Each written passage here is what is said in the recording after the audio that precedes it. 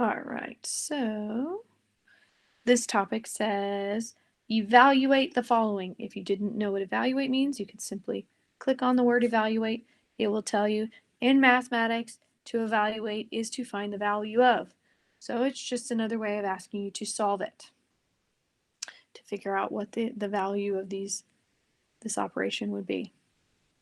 So in this case, it says -6 times -4, and then -21 divided by 7.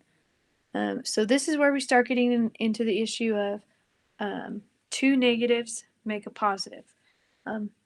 Some students get a little confused when it's written like it was earlier, and they tell me, well, there's two negatives here, so it makes a positive.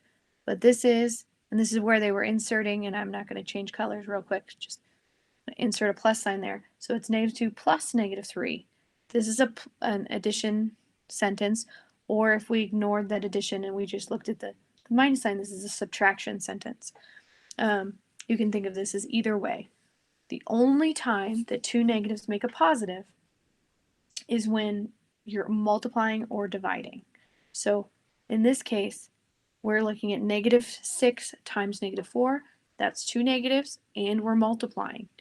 So that's when the two negatives will become a positive. And then we just simply multiply. 6 times 4 is 24, which is how they got 24 at the bottom here. And then -21 divided by 7, we're dividing, so that two negatives make a positive rule can apply if you have two negatives. We only have one negative. Only 21 is negative. So our answer will be negative, and we just simply divide. What is it? 21 divided by 7? It is 3. We knew our answer needed to be negative because there's only one negative in the question, or in the original part of the problem. All right, I'm going to go ahead and click start here. Okay, so we're going to look at these, and we have -7 times 8. So only one negative. I know right away my answer is going to be negative. I'm going to type negative first. Now I can focus on 7 times 8. It is great if you do know this off the top of your head without using a calculator. There are other options on here too to help you build up your math fact skills if you want to do that. Actually, if you click on the little lines here, you can go down to, oh, I'm lying to you. I need to open it up.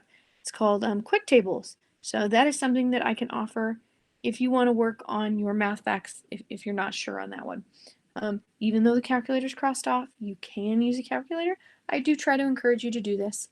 Mental math. So this one is 56. And then here we have 6 divided by -2. Again, only one negative. 6 is positive, 2 is negative. I know my answer will be negative.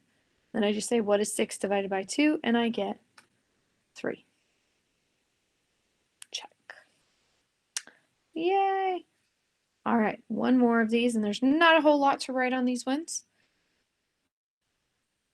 All right, we're going to evaluate this one more time. So let's look at this one. 72 divided by -9. Only one negative. Right away, my answer will be negative. Now I can just focus on what is 72 divided by 9. It is 8. All right, this one I have -2 times -5. Both are negative. I know my answer will be positive. You don't have to put a positive like this in. In fact, Alex may not like that because it's not the proper way to write a positive. The proper way to write a positive is to write nothing at all in front of it. So with this one, I know it's going to be positive. I'm going to ignore the negatives and just say, what is 2 times 5? It is 10. Check. Alrighty. Yay, we finished another prerequisite.